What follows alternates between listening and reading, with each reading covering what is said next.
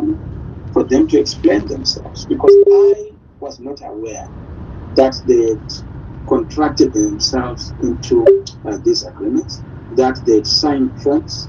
In fact, they did not even indicate to me when I had last a caucus meeting with them. They were supposed to sort of come up front. They tell me that no, it was an event that happened after our meeting at the caucus.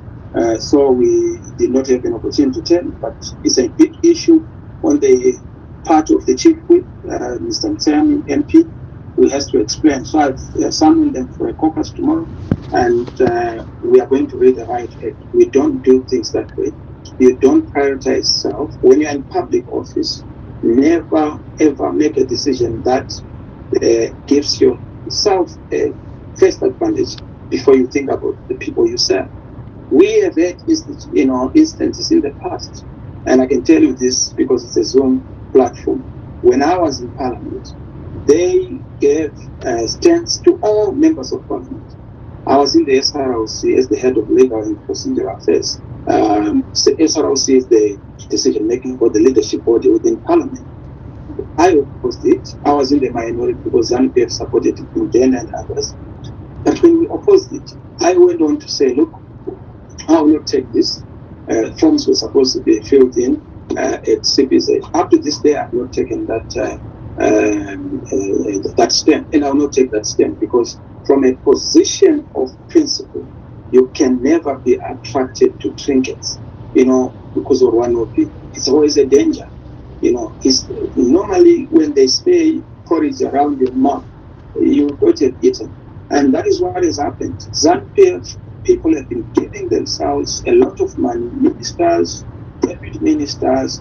You go to the judiciary, you go to the other, organs of the state. I will not mention.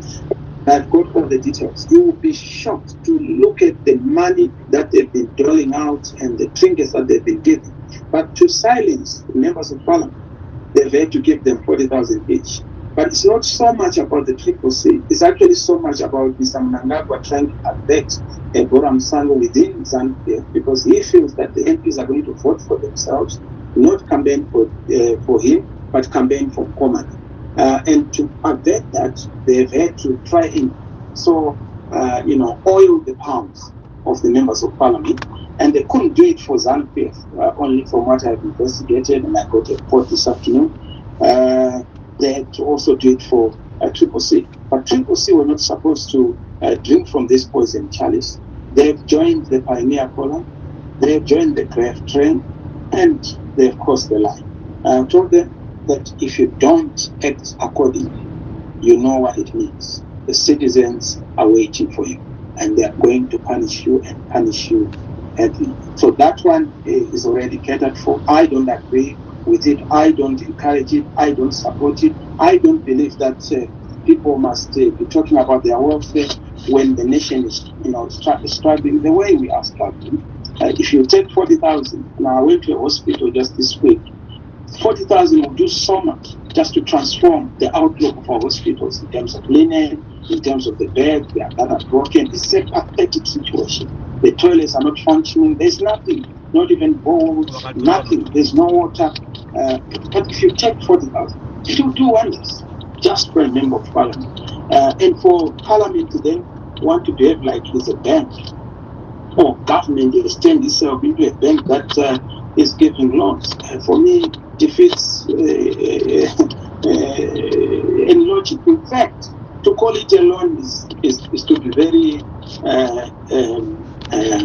nice. This is a bribe disguised as a loan. A donkey is a donkey. Even if you want to say, no, let's call a spade a spade. You can't go and call a lion a cage. It's a lion. It is a lion. If it is a cage, it's a cage. Don't try to, confuse with terms. So, yes, I've engaged members of Parliament. They are in a difficult moment and in a difficult position because they know that what they did does not accord with what we expect of them. So, yes, we'll hear what they have to say in their defense, because a lot of lines were crossed and corners were cut. So an explanation needs to come from the youth. What are you going to do with us youth in the diaspora? We are already working on our new Great Zimbabwe plan. We've almost gone 98% through. There is a big element there, which is the youth agenda. But beyond the youth agenda, we also coming up with a jobs plan as a standalone plan, around decent work agenda, decent work program. So you'll see when we launch our police program, which is coming, fantastic document that will speak to young people and how we have to unleash the potential of young people, the capacities of young people, especially from kindergarten to primary, secondary, tertiary level, and of course develop young people in sports, develop young people in entrepreneurship. Entrepreneurship is going to be a big issue. Develop young people in leaders, and because leadership is also one of the fundamental issues. When I went to America, this one is called the 4H concept. That builds the capacity of young people in terms of their leadership prowess at a very young age, tender age. That is the kind of model we would want to have. Every person must know that they are a leader. A leader is not a position. A leader is a disposition. A leader is a proposition. So we have to know that in farming, in engineering, in tourism, in education, we have to generate and produce leaders, not followers. I think.